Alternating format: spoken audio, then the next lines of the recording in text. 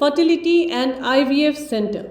स्वास्थ्य को लेकर आज इंसान सबसे ज़्यादा परेशान है। महिलाओं की गायनिक समस्याओं का संपूर्ण समाधान के लिए अरुण्स फर्टिलिटी एंड आईवीएफ सेंटर अब आपको प्रेगनेंसी प्लानिंग से लेकर डिलीवरी तक की सभी ज़रूरी जानकारी व किसी भी प्रकार के इलाज व दवाइयों के लिए अरुण्स फर्टिलिटी एंड आईवीएफ सेंटर। अब आपको लाखों रुपए खर्च कर मेनलैंड जाने की भी ज़रूरत नहीं। तमाम गायनिक सॉल्यूशंस के लिए 11 चरमा हॉस्पिटल के पास है अरुण्स फर्टिलिटी एंड आईवीएफ सेंटर। एक से एक आधुनिक उपकरणों और पूरी सुरक्षा के साथ आपके प्राइवेसी को ध्यान में रखते हुए डॉक्टर्स व साइंटिस्ट से कंसल्ट करें। सभी सुविधाओं से लैस Arun's fertility and IVF centre. F3 ambience mall आपके लिए लाई है एक और फैसिलिटी। अब आप F3 एम्बियंस मॉल में शादियां, जन्मदिन से लेकर हर किस्म की पार्टियों की भी बुकिंग कर सकते हैं। बेहतरीन लोकेशन, खूबसूरत डेकोरेशंस, उम्दा सर्विसेज और फर्स्ट क्लास हॉस्पिटैलिटी के लिए याद रखिए F3 एम्बियंस मॉल। पहले ही दिन से लोगों के दिल जीतने वाली अंडमान में एकमात्र मॉल F3 एम्बियंस मॉल। नमस्कार, मैं नीता न्यूज़ अंडमान 24/7 में आप सभी का स्वागत करती हूँ। ज्यों-ज्यों 2024 का इलेक्शन करीब आते जा रहा है, चुनावी माहौल भी धीरे धीरे बनता जा रहा है और कुछ लोग उम्मीदवार के तौर पर सामने आकर अपनी बातें जनता के समक्ष रख रहे हैं। इसी उपलक्ष्य में डॉक्टर अरुण मलिक जी ने भी अपनी बातें जनता के समक्ष रखी एक प्रेस कॉन्फ्रेंस के माध्यम से, जहां पर उन्होंने चुनाव के दौरान जनता के लिए किन मुद्दों पर बात करेंगे और कई मसलों को कैसे सुलझाएंगे द्वीप के विकास के लिए, इस पर अपने कुछ पत्ते खोले हैं। समय के साथ डॉक्टर अरुण मलिक जी का कहना है कि वे और भी मुद्दों को जनता के समक्ष रखेंगे। साथ ही रिपोर्टर्स द्वारा किए गए सवालों का भी डॉक्टर मलिक ने अपने अंदाज में जवाब दिया। चलिए हमारे रिपोर्टर यामिन जी की रिपोर्ट देखते हैं। पहले तो मैं आप लोगों को धन्यवाद देना चाहता हूँ कि मेरा ये शॉर्ट नोटिस में रिक्वेस्ट मेरा एक्सेप्ट किया है। आप लोग इनविटेशन हमारे घर पे आए और इस प्रेस ब्रीफिंग हम विद क्वेश्चन आंसर सेशन हम लोग आज कंडक्ट करने जा रहा है। Through this I want to also हमारे जो भी द्वीपवासी हैं उनको मैं नमस्कार बताना चाहता हूँ। आज का जो हमारा प्रेस ब्रीफिंग हम 3 पार्ट में हम लोग डिवाइड किए। इनिशियली हम बताएंगे कि ब्रीफली कि जब से मेरा जो आप लोग जानते हो कि हमारे जो अपील था doctor Malik to make our beautiful island corruption free, वो जो हम लॉन्च किए थे 7 नवंबर, उसको उससे अभी तक मैंने क्या कोशिश कर पाए। और उसके बाद और एक पार्ट रहेगा जहाँ पे मेरा ऑब्जर्वेशन अभी फ़िलहाल मैंने नॉर्थ मिडिल डिस्ट्रिक्ट में और निकोबार डिस्ट्रिक्ट में जितने भी हमारे पंचायत है उसमें मैं विज़िट किया हूँ। उसके बाद और एक पार्ट में आपका क्वेश्चन आंसर सेशन रहेगा। So let me start with, मैंने जब अपना अपील को शेयर किया था हमारा अंडमान निकोबार एडमिनिस्ट्रेशन के हाई लेवल ऑफिशियल्स के साथ, उसके बाद कुछ हमारे जो भी एडमिनिस्ट्रेशन ऑफिशियल्स है उनको भी मैंने कोऑपरेशन के लिए 1-to-1 मीटिंग में भी एक्सप्लेन किए थे कुछ ऑफिशियल के साथ। और उस मेरा अपील में ये भी था कि मैं एक अनइलेक्टेड पब्लिक रिप्रेजेंटेटिव, मैं अपना काम करते रहेंगे ताकि लोगों को कोई भी प्रॉब्लम है उसको सॉल्व करते। तो इन बिटवीन हम जब मार्च 2023 में एक अपॉर्चुनिटी मिला था टू वर्क विद एडमिनिस्ट्रेशन, तो हेल्थ सेक्टर को कुछ काम करने का मौका मिला and I fell that was a good opportunity and I like to thank also हमारे जो भी एडमिनिस्ट्रेशन के ऑफिशियल्स को धन्यवाद देना चाहता हूँ कि ये अपॉर्चुनिटी के लिए। आप लोग ये भी पता है कि मैंने रिज़ाइन किया है 1 नवंबर को, क्योंकि मेरे अपील में ये भी था कि मैं जितने भी हमारे द्वीपवासियों हैं वो विलेजेस में जाऊंगा, उनके बारे में जानूंगा, उनका क्या समस्या है उसके देखूंगा, प्लस उसका कुछ हल कर सके। तो ऑन दैट कॉन्टेक्स्ट हमने लास्ट मंथ और इस मंथ दिसंबर फर्स्ट वीक में मैंने 40 पंचायत आउट ऑफ 70 पंचायत में घूम के देखे और पंचायत प्रधान लोगों से मिले, वहाँ पे जो PRI मेंबर्स से उनसे मुलाकात हुआ, फिर जितने भी विलेजर्स है कुछ विलेजर्स से भी बात हुआ, जो एक पंचायत में दो तीन चार हमारे विलेज होता है। इन द मीन टाइम जब मैं कैम्बल बे का पंचायत गया था तो वहाँ पे मुझे मौका मिला tribal council chairman great Nicobar and little Nicobar islands के साथ मिलने का। प्लस मैं इस दौरान जब भी मैं जो भी तहसील में गया तो हाईएस्ट लेवल ऑफिशियल जो हमारे गवर्नमेंट के होते हैं उनके साथ भी मुलाकात किया। तो जैसा हेल्थ सेक्टर हुआ, फिर असिस्टेंट कमिश्नर हुआ, उनसे मुलाकात हुई। मेरा ऑब्जर्वेशन और जो भी फ्यू प्रायोरिटीज़ साहब जो हमने लिख के रखे हैं और उसका जो भी मैंने कोशिश किया एडमिनिस्ट्रेशन और जो भी रेलेवेंट ऑफिशियल्स से बात करके, ताकि उनको सॉल्यूशन कुछ निकाल सकें। इसी दौरान मैंने 9 प्रायोरिटी इश्यूज़ को मैंने जॉट डाउन किया यहाँ पे। तो let me start with national highways. Actually national highway NH4 जब मैंने गया था, it's a very bad condition. एक तो I mean you can say precarious condition of NH4 and इसमें सभी लोग अफेक्ट हो रहा है। It's not only individuals livelihood but also लोगों का जितना भी सेक्टर बोलिए, हेल्थ, एजुकेशन, आपका tourism, everybody is, even the business people came to me कि भाई यहाँ पे हमें सुविधा हो रहा है बिकॉज ऑफ द NH4। तो in that context let me also tell कि मैंने क्या किया है इसके लिए। तो आते ही संग मैं जब नॉर्थ मिडिल का दौरा करके पोर्टलैंड पहुँचा, मैं जाके NHIDCL के जो भी हाईएस्ट लेवल ऑफिशियल है उनसे मुलाकात किया एंड आई कुड फाइंड कि क्या प्रॉब्लम था। मुझे इससे पहले पता नहीं था कि उनका एक्चुअल क्या चैलेंजेस है। तो उस मामले में जब मैंने बात किया तो मेरे को 2 चीज़ समझ में आई कि it's a very technical area of expertise है NH4। तो उसमें है कि उनको कुछ चीज़ अवेलेबल नहीं है, that is called aggregate stones, जो चीज़ उनको चाहिए था। और ये भी पता चला कि वहाँ पे फॉरेस्ट क्लियरेंस भी उनको नहीं मिला है। सो इसके जब मैं NHIDCL से बात किया, then I realized then I should go and talk to the relevant secretaries in the in administration। तो मैंने एक्चुअली हाईएस्ट लेवल ऑफिशियल हमारे चीफ सेक्रेटरी सर से भी मुलाकात किया। तो मुझे जहाँ तक पता चला कि there are lot of challenges and that is administration is on it to make sure that हमारा NH4 को बनाया जाए। बट ये जो प्रोटेस्ट चल रहा है, different party affiliated team protest कर रहा है, डिमांड कर रहा है, धरना कर रहा है, इसमें से कुछ नहीं होने वाला एक दिन में। It will take at least 1.5 to 2 years to fix the हमारा NH4। उसके बाद जो सेक्टर मैं बोलूँगा इज़ द एजुकेशन सेक्टर। मैं जहाँ भी गया हूँ, जितने भी नॉर्थ मिडिल और निकोबार डिस्ट्रिक्ट में, बोथ द प्लेसेस, एक तो क्वालिटी ऑफ एजुकेशन ख़राब इसलिए है क्योंकि वहाँ पे टीचर्स नहीं है। 2 चीज़ें, एक तो अपॉइंटमेंट नहीं हो रहा है, पोस्ट खाली है, दूसरा है कि अपॉइंटमेंट हुआ भी तो पोस्ट वहाँ पे फिलअप नहीं हो रहा है। तो और इसमें क्या हो रहा है, जो निकोबार ग्रुप ऑफ आइलैंड है, north middle group of island है, इनका जो सीनियर सेकेंडरी स्कूल्स में जो बच्चे कम्पीट करके कोई हमारे जैसे एनिम्स में है, डिब्रेट में है, उनको कंपटीशन में they are not able to compete. तो इसलिए they are far behind than the students who are studying in South Andaman district, जहाँ पे हमारे एक्सेस टू है। तो इस मुद्दे को लेकर भी मैंने सीनियर ऑफिशियल एजुकेशन डिपार्टमेंट से बात किया, but I didn't get very good response. But वो एश्योर किए हैं कि हम लोग ये प्रोसेस चल रहा है और इमीडिएटली उसको फिलअप करेंगे। Then let me come to, हम बता रहे हैं कि हेल्थ सेक्टर के बारे में। Most of the health facilities देखिए, हमारे PHCs है, CHCs है, डिस्ट्रिक्ट हॉस्पिटल नॉर्थन मिडिल में और कैम्बल में PHC है। Most of the PHC CHCs में, डिस्ट्रिक्ट हॉस्पिटल में पोस्ट फिल्ड अप नहीं है फुल्ली, और अपॉइंटमेंट नहीं हुआ है, और जो है वो भी फिलअप नहीं हुआ है।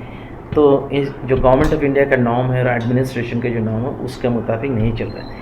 तो मैंने जब मायाबंदर का डिस्ट्रिक्ट हॉस्पिटल गया था तो मुझे तब दिखाई दिया कि only 2 doctors are posted in district hospital. This is really unacceptable कि एक डिस्ट्रिक्ट हॉस्पिटल में 2 ही डॉक्टर है, कोई एक तो MS होते हैं और एक था GDM, and there were no medical specialist और एनी स्पेशलिस्ट। सो उसी दौरान मैं ऑब्ज़र्व किया कि एक छोटी बच्ची का डेथ हो गया था मायाबंदर हॉस्पिटल से, lot of agitation was going on.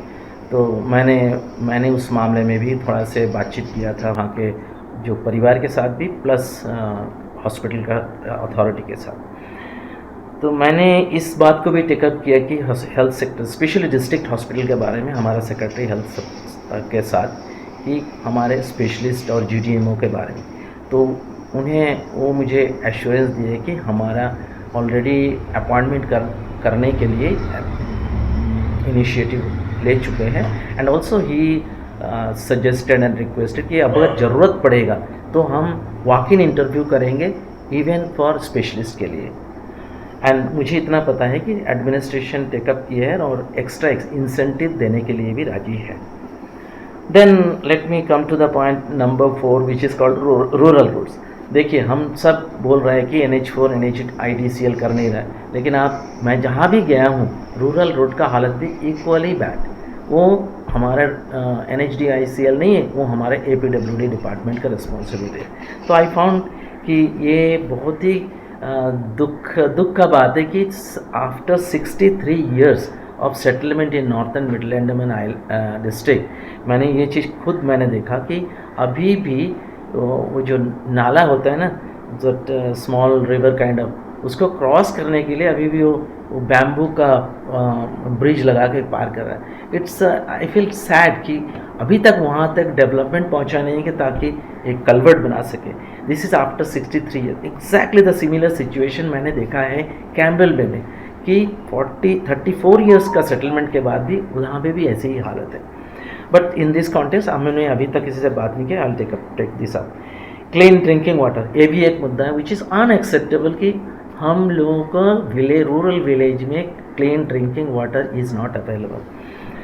Then बहुत इंपॉर्टेंट सेक्टर जो मैंने ऑब्जर्व किया है shipping and transport. It's a huge challenge हमारा नॉर्थ एंड मिडिल अंडमान और निकोबार डिस्ट्रिक्ट के लिए। कैम्बेल बे में वंस इन ए वीक आजकल शिप आ रहा है which is very good news, और वो हमारा एडमिनिस्ट्रेशन को मैं थैंक बताना चाहता हूँ। At least they are scheduling in such a way कि हफ्ता में एक दिन आ रहा है, लेकिन that is also not enough as per the local population what when I have visited. उसके बाद वहाँ पे हमारा फ्लाइट कनेक्टेड है, 10 सीटर डॉर्नियर जाती है प्लस पवन जाता है।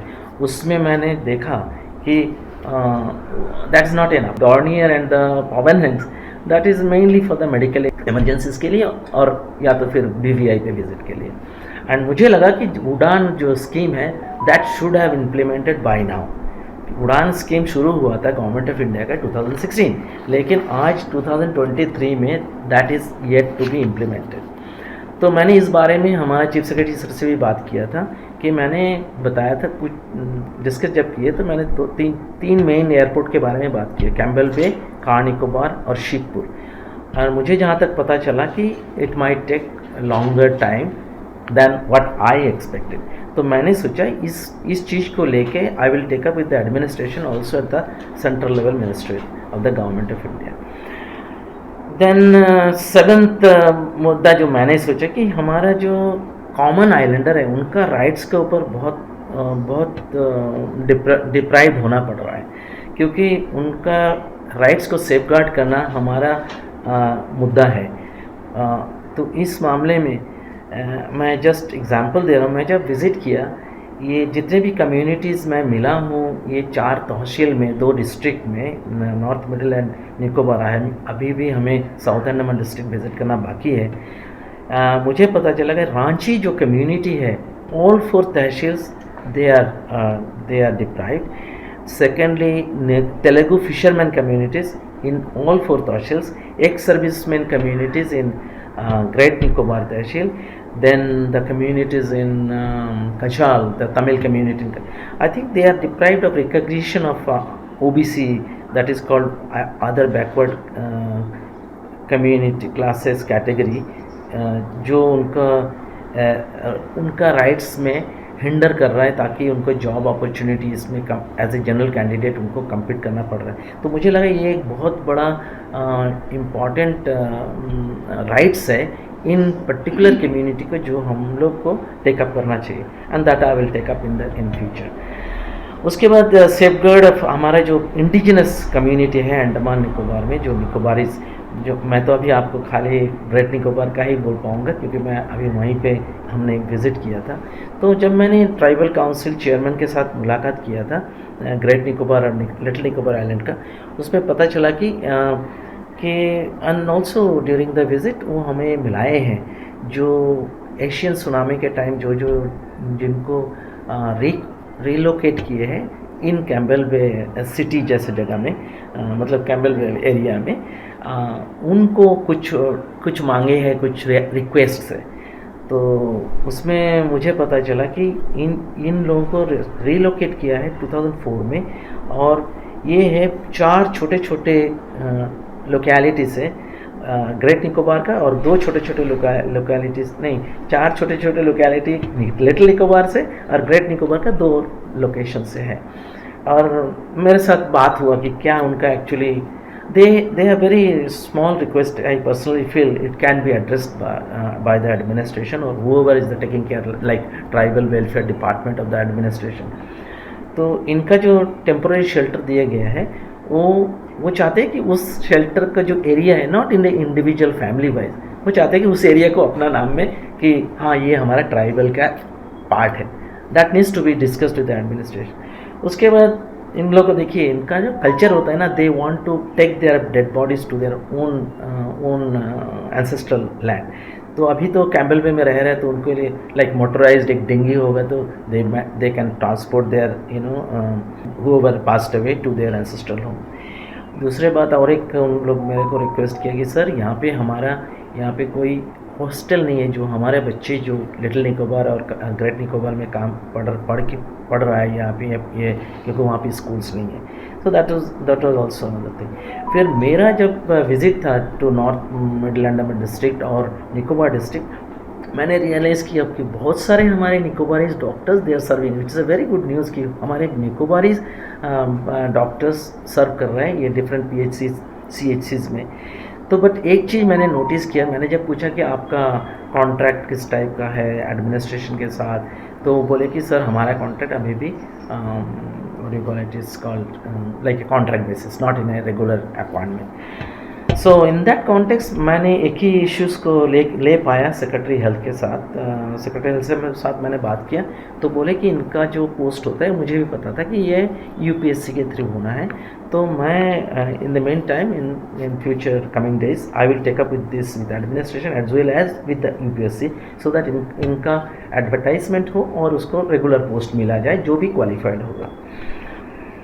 Now the final 9th point which I saw during जब मैंने नॉर्थ मिडिल का दौरा कर रहा था, तो हमारे जो 37 पंचायत है, इन लोग से पता चला कि इनका जो पंचायत लोग PRI मेंबर्स लोग बड़ा धरना कर रहे हैं, and they are demanding and protesting for some reasons, and that the reason is कि उनका जो पावर है वो एडमिनिस्ट्रेशन, उसको बोलते हैं devolution of power with the administration.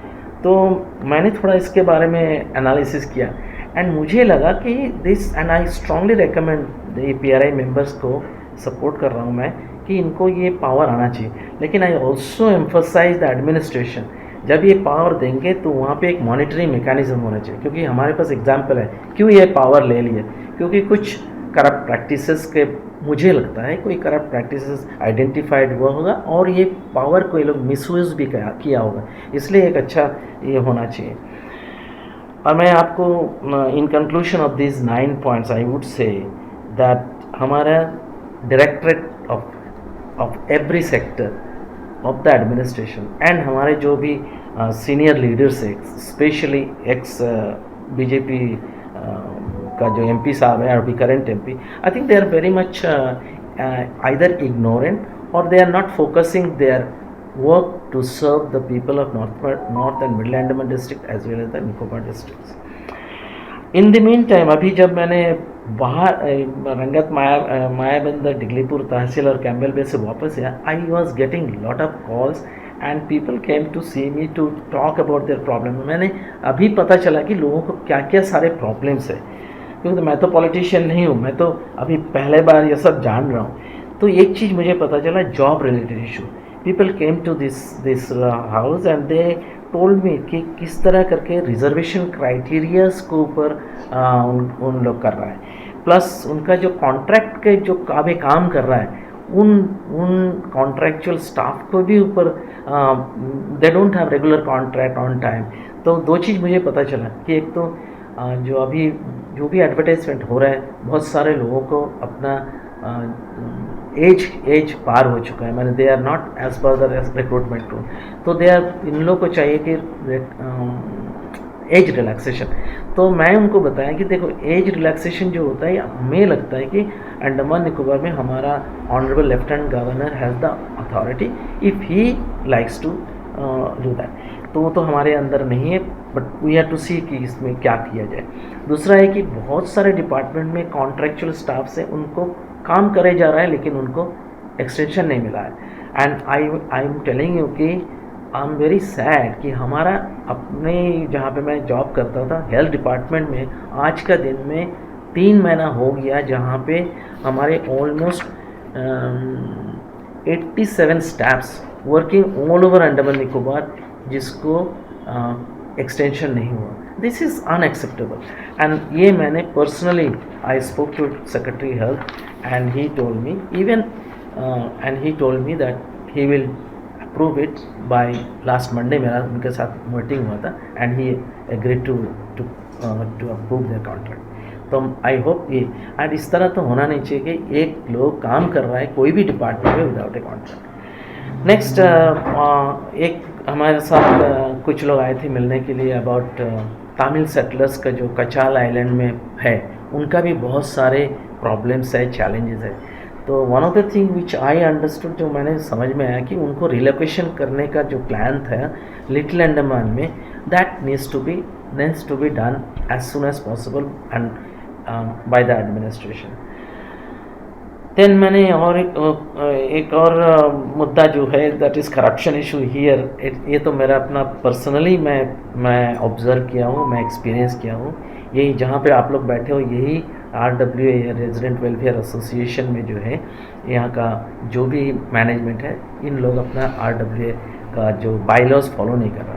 And I tell you my personal experience, I made a complaint to the relevant authority in the administration and I'm thankful to the DC South Andaman.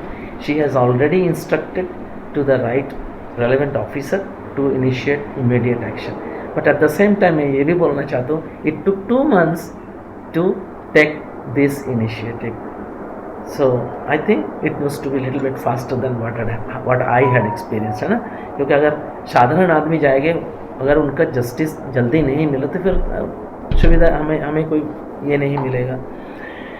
दूसरा जो है, मेरे को कुछ हमारे Nicobarese friends लोग बताए हैं कि हमारा जो शिप चल रहा है, आप देखो भारत सीमा जो स्क्रैप वेसल है वो अभी भी चल रहा है और उसको स्पेसिफिकली हमारा DSS डिपार्टमेंट जो है वो कार निकोबार में छोड़ के रखे हैं, मैं सेल करने के लिए डिप्लॉय करके रखे हैं। This is unacceptable. I think जो मुझे पता चला कि मैं कारण ढूंढने का कोशिश किया तो बोले कि बड़ा शिप वहाँ पे बर्थ नहीं कर पाता है, but I am not an expert in this area. लेकिन इतना मुझे पता चला है कि 20 साल से ये ड्रेजिंग का बातचीत चल रहा है लेकिन अभी तक हुआ नहीं। That means there is something is wrong where our ex MP साहब और प्रेजेंट MP साहब should have taken this so that ये चीज़ को एड्रेस किया जाए, लेकिन वो नहीं कर रहा है।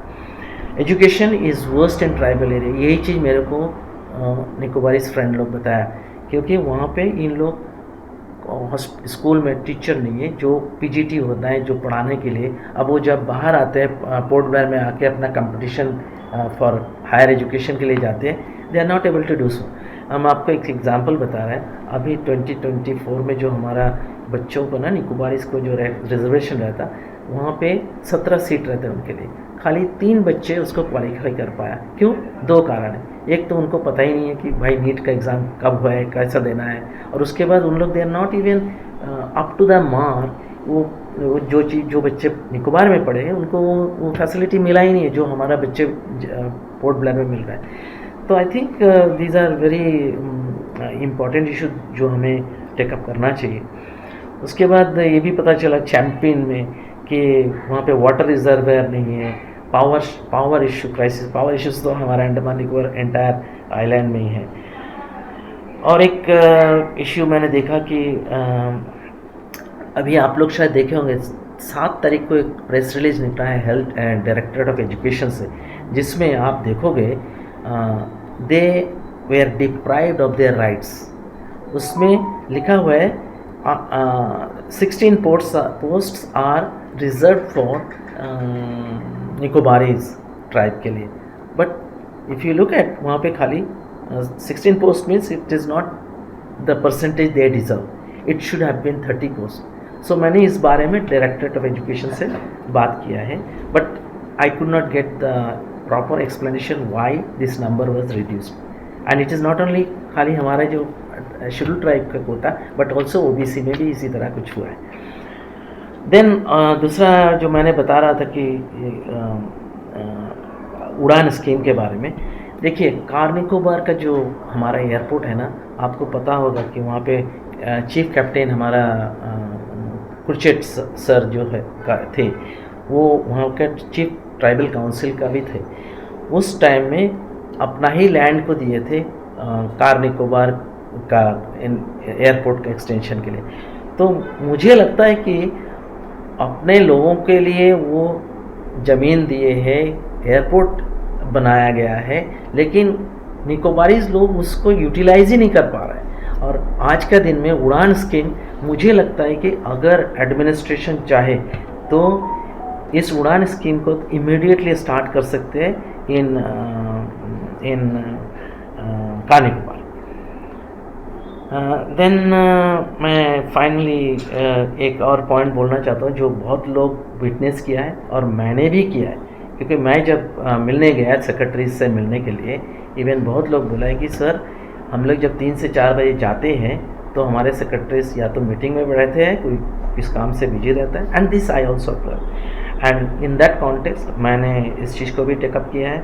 मैंने पर्सनली इनको ईमेल लिख के बोले हैं कि हमारा चीफ सेक्रेटरी सर का जो इंस्ट्रक्शन है 20 दिसंबर 2022 का, वो फॉलो करना चाहिए, सो दैट हमारे जो भी ग्रीवेंसेस हैं जनरल पब्लिक वो बता सके एंड एड्रेस कर सके एट द सेम टाइम। क्योंकि आप लोगों को पता है कि हमारा एलजी साहब के साथ मिलने के लिए वो जो पहले हमारे एक मौका होता था वो अभी नहीं है। तो हम चीफ सेक्रेटरी सर को बहुत ही धन्यवाद देना चाहता हूँ कि उन्होंने एटलीस्ट एक मेकैनिज़्म इस्टेब्लिश किया है हमारे अंडमान निकोबार एडमिनिस्ट्रेशन के हायर ऑफिशियल्स के साथ, जितने भी डायरेक्टरेट लेवल हैं।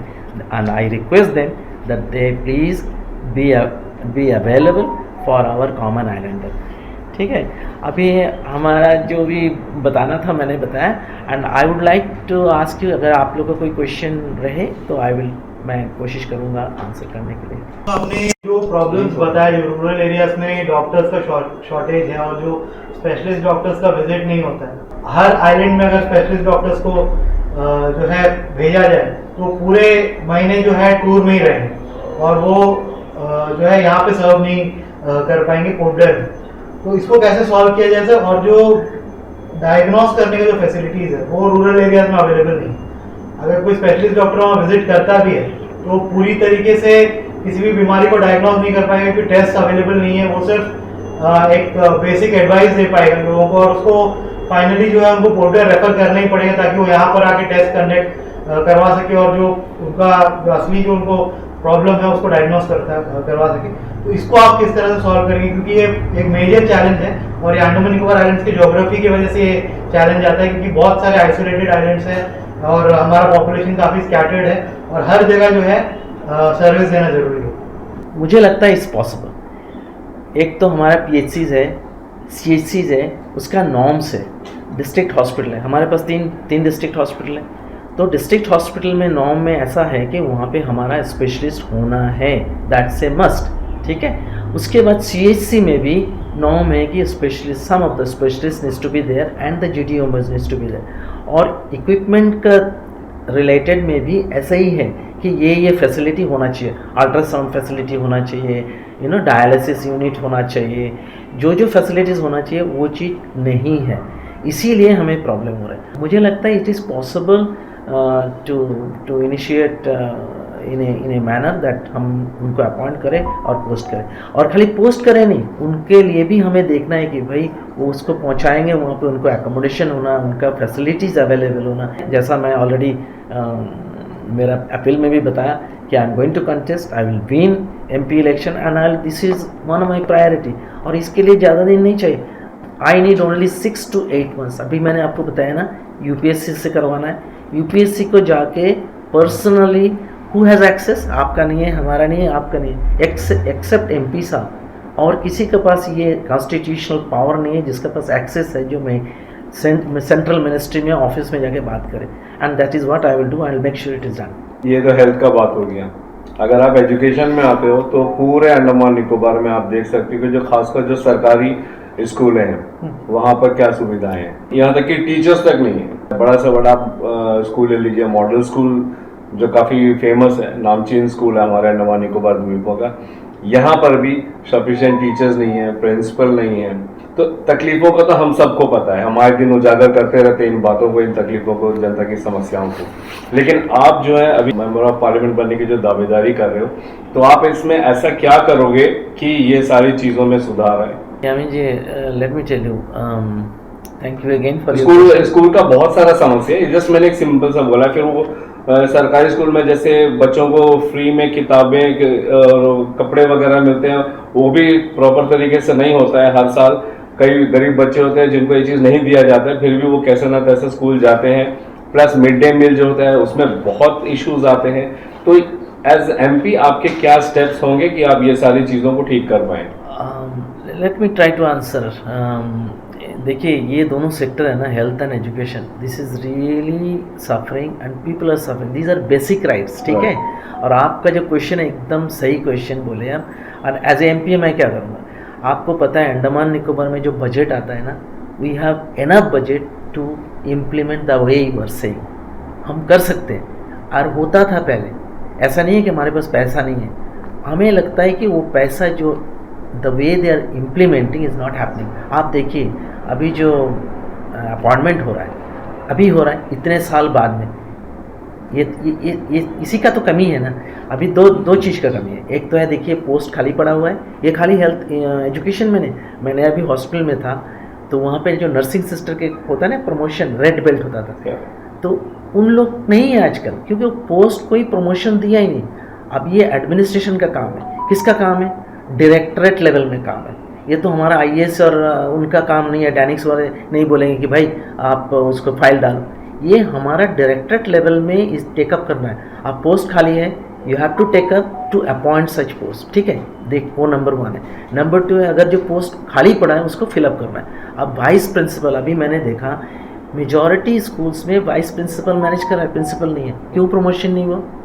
ये अगर हम बोलेंगे कि ना वो हमारा सेक्रेटरी ने नहीं करवाया, no, it is the directorate of education should take up, initiate, उसके बाद उसको फाइल पुटअप करना, तभी तो होगा। और ये सब चीज़ डॉक्टर मलिक जब होगा ना MP, then I have that kind of attitude and making sure things. जैसा मैंने अभी देखो, मैं लोगों से मिल के, हमारे एडमिनिस्ट्रेशन के सेक्रेटरी से मिल के मैंने पूछा, मेरा पता, मैं कोई चिट्ठी उठी नहीं लिखा, I just met them and I try to understand their problem also, क्योंकि उनका भी चैलेंजेस है। But where the rules fail, क्योंकि हर चीज़ हमें करने के लिए you have to go by the rules with the constitution, जो भी हमारे रेगुलेशंस हैं अंडमान निकोबार के। तो मैं ये सोचता हूँ, हमारे पास पैसा है, टाइमली अपॉइंटमेंट होना चाहिए, टाइमली प्रमोशन होना चाहिए। आपको पता है क्लास 3, क्लास 4, क्लास 2 ऑफिसर्स जो है ना, group B, group C, group D, इनका बहुत सारे प्रॉब्लम है। Every day I am getting calls, sir ये क्या करना है। मैं बोला देखो, और कोई तो कोर्ट गया है, you don't need to go to the court of law, you have to go to the people who are dealing. कोई बोलते कि सर वो डीलिंग क्लर्क ऐसा करते, हम बोला देखो वो करते हैं, लेकिन उसको बंद इस तरह कर सकते हो कि उनका डायरेक्टर से बात करना पड़ेगा।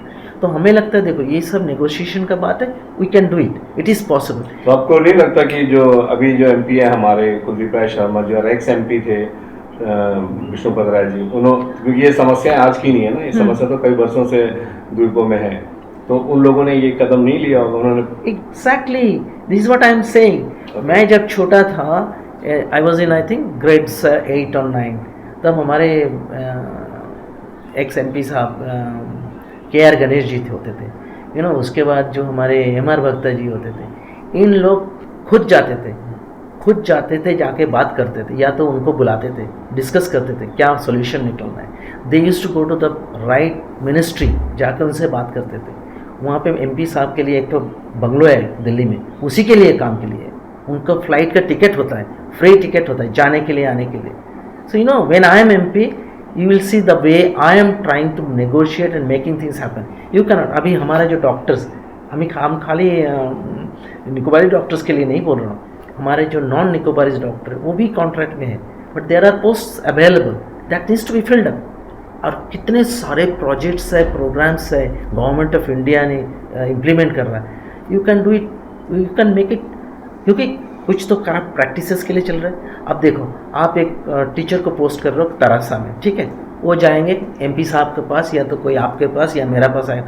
आज सवेरे मेरे को कोई कॉल किया कि सर ये, हम बोला देख this is not within the rules, I can not help you, I am sorry. तो यू नो वो लोग बोलेगा ठीक है मैं कर दूंगा। So this is what happening.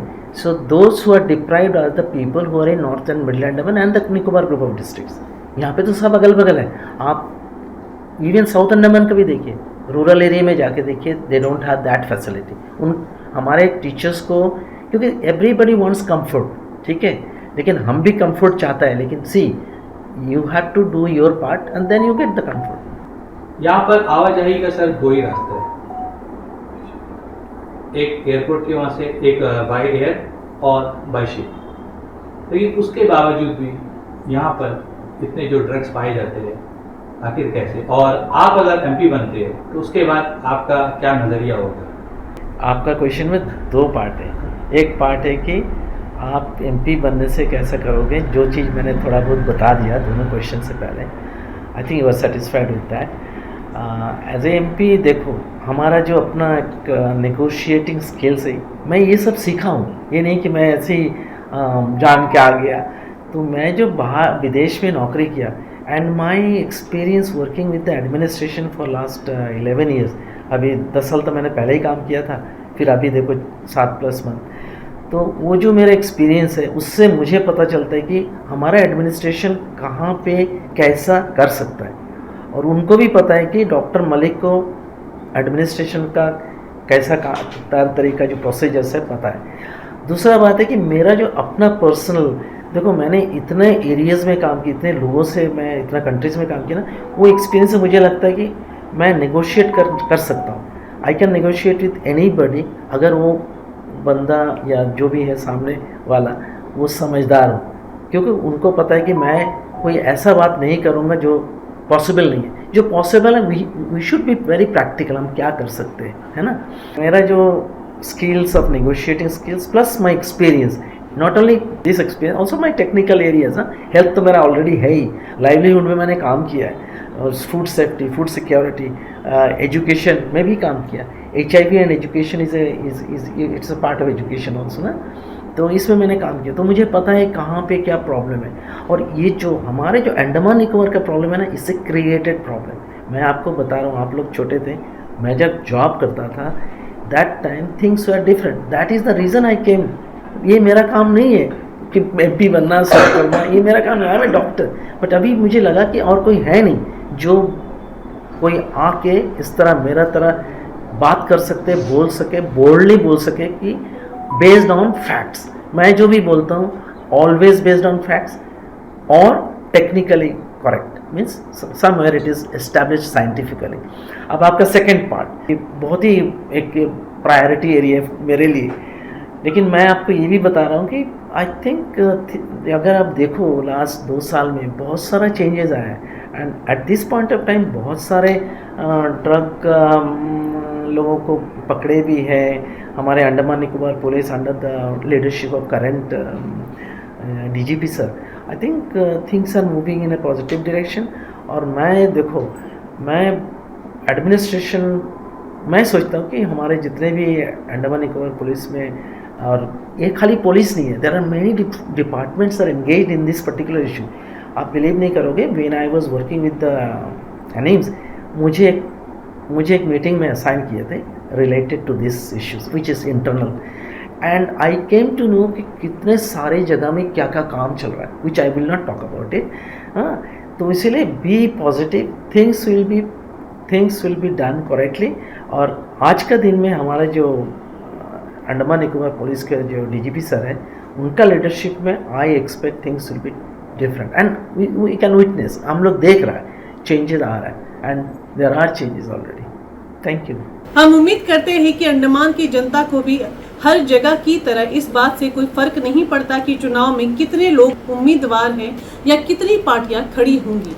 जनता विजय उसे ही बनाएगी जिस पर उन्हें भरोसा होगा कि वह उम्मीदवार उनकी आवाज बनकर सरकार तक पहुंचाएगा। देखने वाली बात होगी कि डॉक्टर मलिक जी की बातों का जनता पर क्या असर होता है। अगर आपको हमारा यह एपिसोड सूचनात्मक व ज्ञानवर्धक लगे तो कृपया लाइक, शेयर व सब्सक्राइब जरूर करें और जी हाँ, कमेंट सेक्शन में अपनी राय देना ना भूलें। इसी के साथ मैं नीता न्यूज़ अंडमान 24/7 से आज की इस कड़ी से विदा लेती हूँ। नमस्कार।